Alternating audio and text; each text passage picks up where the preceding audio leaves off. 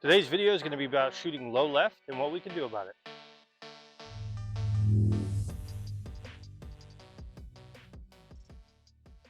In my last video, I did a 60 round accuracy test within 7 yards on a USPSA cardboard target.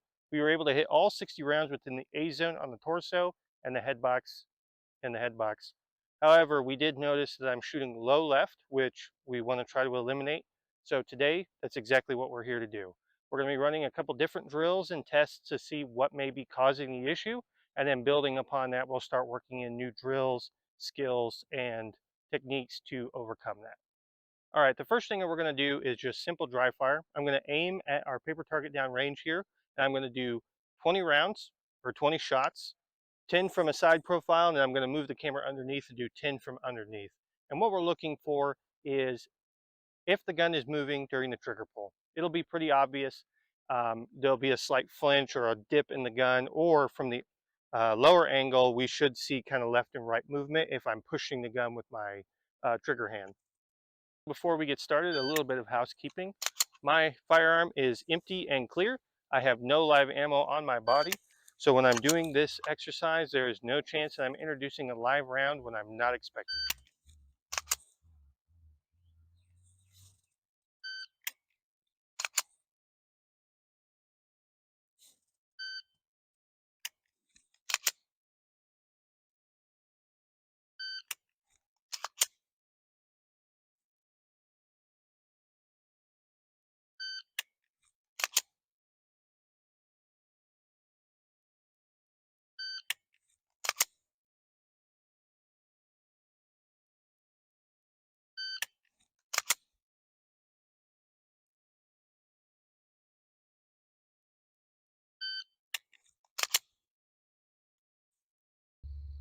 Looking back at the footage, it doesn't look like it's the trigger pull that's causing me to shoot low left.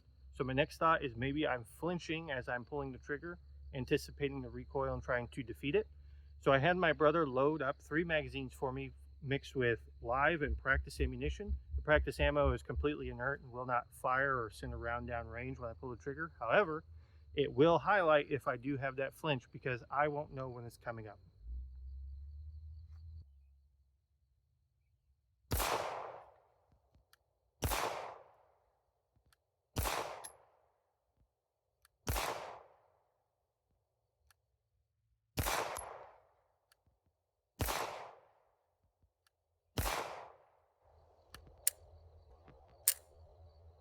Ooh. I think we have a winner here.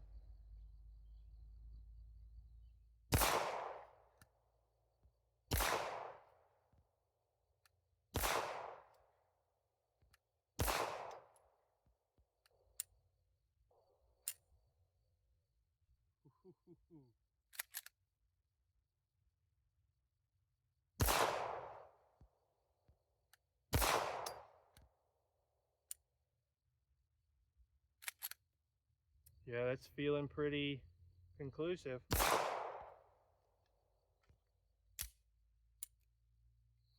All right, it's another day. I went back and reviewed the footage, and I am flinching right as I pull the trigger, which is causing me to shoot low and left. Now, it's not enough to make me hit outside the A zone, which is good, but it is something that needs to be addressed and something I need to work on. So what I've done is I did a little bit of research into what the top shooters are saying, what other instructors are saying as far as what to do to fix that, and the most common denominator between all of them was my grip. So what I've always heard growing up was that you need to have a death grip on the gun in order to control recoil. And that's kind of where I've been. However, what they're all saying is that it's more of a 60-40, 70-30 split, with 30% of the pressure actually coming from your trigger hand, and what would be considered your non-dominant hand in most circles, they're considering the dominant hand, and that needs to be 60 or 70% of your grip. And so that was new to me. It immediately jumped out and was like, yep, I got to try that. So that's actually what I'm going to do here. I'm going to shoot a group of 5 10 round groups just to see if changing up my grip like that helps. I also read a little bit that some people actually recommend taking the pinky off of the grip or even your middle finger off the grip, because when you're pulling the trigger like this and you have bad grip, what can happen is when you pull the trigger with your index finger, your other fingers start to clamp around the grip of the gun, causing it to kind of tilt to the left. We obviously saw the footage, so I am flinching and pressing the gun down. However, I may be doing two things at once and I'm only highlighting one. So I'm going to do a mix of just simply doing a 60-40 or 70-30 split. I don't think it matters. So that's what we're going to do, or at least that's what I'm going to do. You're going to watch, hopefully. So I'm going to shoot 5 groups of 10 rounds and we'll see what happens.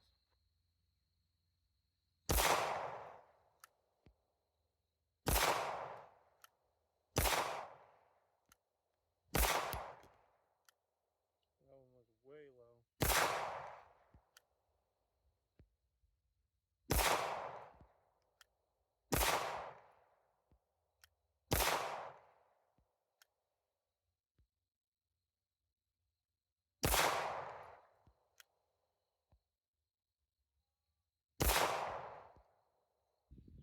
I'm happy about this. This is pretty good. But these, I felt myself falling into old habits of really gripping hard with the right hand or the dominant hand or the trigger hand, whatever. When I say right dominant trigger, it's all right handed. I felt myself slipping back into old habits. These are uncharacteristically, these two specifically, uncharacteristically low. So I don't want to necessarily throw these out, but I'm going to shoot a couple more groups and we'll see what happens.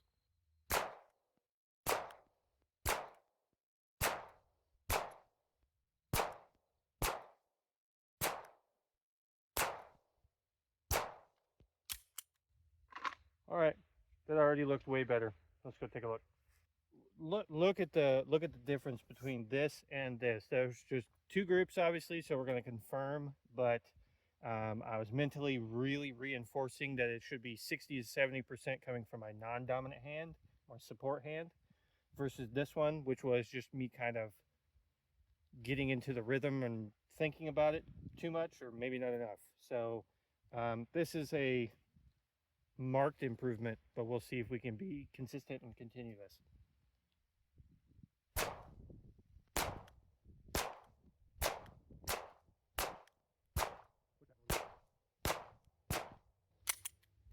All right, had 2 flyers on that one. I was getting a little too confident and rushed myself, so we'll go take a look. So I've got 2 here that I pushed. That was just me getting overconfident.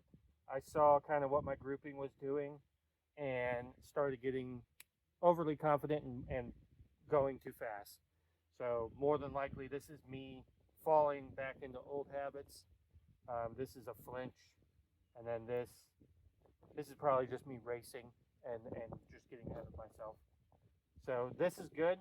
It's very similar to this group. I had a couple outside here, obviously, but this right here is good. These two is just me getting impatient. So I'm going to work on being real patient with this 4th grouping, practicing the 60-40. I've decided I'm not going to do any of the finger stuff. Keep your mind out of the gutter. But I'm going to practice being really patient, really like heavily focusing on my grip, and I'm hoping to keep them all within this 9-box pattern here. It's fainting. It's raining, so you know we don't quit just because it's raining.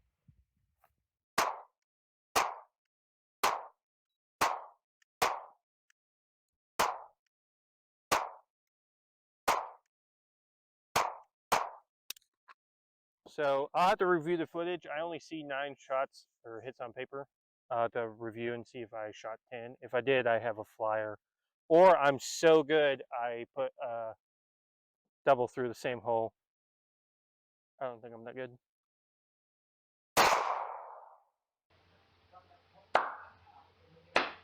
Again, kind of thinking about what was going through my mind and what I was doing when I was shooting this.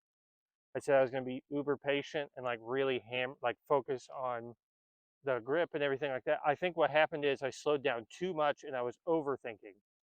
So this is going too fast and underthinking. This is going too slow and overthinking.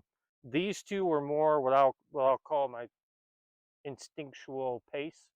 Like it just felt natural and good to shoot at that pace, and it's much better. Like that is these two groups, a flyer aside, these two groups are much better than these two. This was going too fast and getting back into old habits, and this was over analyzing and overthinking.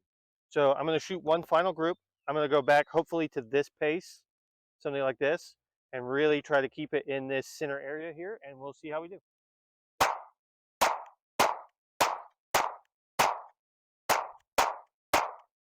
I didn't get all 10 in the center zone here like I wanted to. However, I think this drill was a big success. Great success. Overall, I still need to work on my shooting technique and making sure that I am not flinching or pushing the gun low left. However, that group, this group, this, I mean, really all of them, I can see, based on my own experience, a tremendous change in my grouping. Instead of it tracking low left, I am tracking still a little bit to the left, so that may be trigger finger or something like that, but I am much closer to this center point that I'm aiming at. Now, are we wanting to just be close enough? No. The reason I'm out here is I want to be able to aim at this dot and hit that dot, 9 out of 10 times, 10 out of 10 times. But I can be happy with the progress I've made just in this drill. So this is something I'm going to be shooting consistently. I highly recommend you try it. This is like, I don't know if you can tell, I'm giddy. I'm like, holy crap, I am better today than I was yesterday simply by changing my grip. So if this video helped you, give it a thumbs up, subscribe. I'm going to be doing more of this stuff, and hopefully you can follow along with me as I go from, an average or really a entry-level shooter with pretty clear problems to somebody who is shooting consistently, shooting well, and can really hang their hat on how well they shoot. I'm talking in the third person about myself in the future. I don't know what that means, but Elon Musk is involved.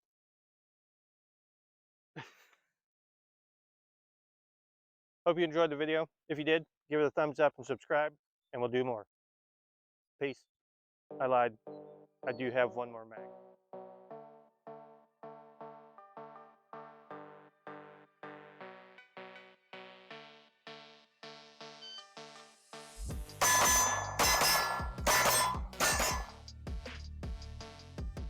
That guy's extra dead. This is the importance of shooting paper over steel. Steel is a lot of fun. I can shoot steel all day. And if that's all my videos were, it would seem like I'm a really good shooter, which I am. But shooting paper reveals what shooting steel cannot, which is, are you actually as good as what your ego is telling you? That's actually the whole purpose of this thing for me, was to figure out, am I good enough or am I just full of it? So hopefully I'm not full of it forever, but I highly recommend you shoot groups on paper with the guns that you think you're good with, just to confirm.